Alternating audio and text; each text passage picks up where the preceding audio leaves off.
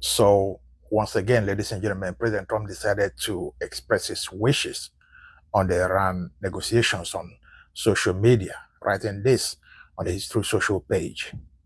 Iran must agree that they will never have a nuclear weapon or bomb. The Hormuz Strait must be immediately open, no tolls, for unrestricted shipping traffic in both directions. All water mines, bombs, if any, will be terminated. We have removed, through detonation, numerous such mines with our great underwater mine sweepers. Iran must complete the immediate removal and or detonation of any mines that are left, which will not be many. Ships caught in the strait due to our amazing and unprecedented naval blockade, which will now be lifted, may start the process of heading home. Say hello to your wives, husbands, parents, and families from me, your favorite president.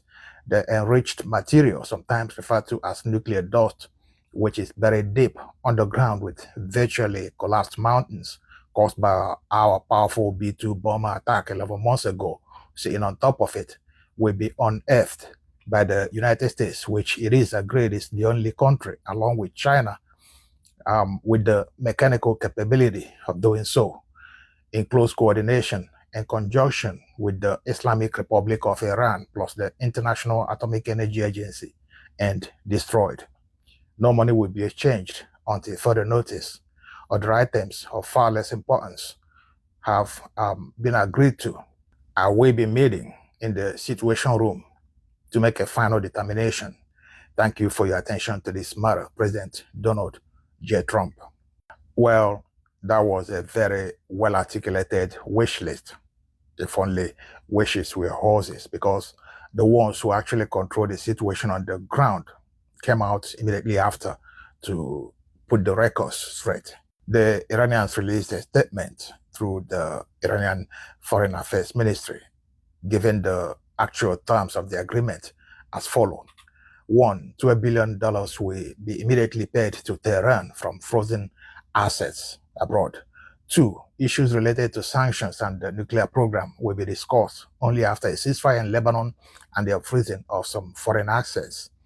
Three, the dismantling of nuclear facilities and the disposal of Iranian nuclear materials are not implied, so that's not part of the discussion. And four, the agreement does not state that Tehran does not have the right to charge fees for the passage of ships through the Strait of Hormuz. And finally, Ibrahim Azizi, head of Iran's Parliamentary National Security Commission, wrote on X, rejecting Trump's framing of the emerging agreement and made Iran's negotiating position very clear. He wrote, Trump should understand Iran as the victor on the ground sets the terms. Cash for cash, credit for credit, nothing for nothing. And that applies only to issues actually under negotiation, not to his fantasies. And shortly afterwards, the New York Times reported that President Trump couldn't reach a decision in his meeting in the Situation Room, a meeting that lasted over 2 hours. The report said the decision was postponed. Of course, it was postponed after the people in control, reminded him what was discussed. Trump is no longer a spring chicken, so it's possible he forgot. So after he was reminded, he realized, his wish list wasn't really correct. So the decision was postponed. Anyway, that's what transpired yesterday, in case you're wondering. Thanks for watching, and please like, share, and follow.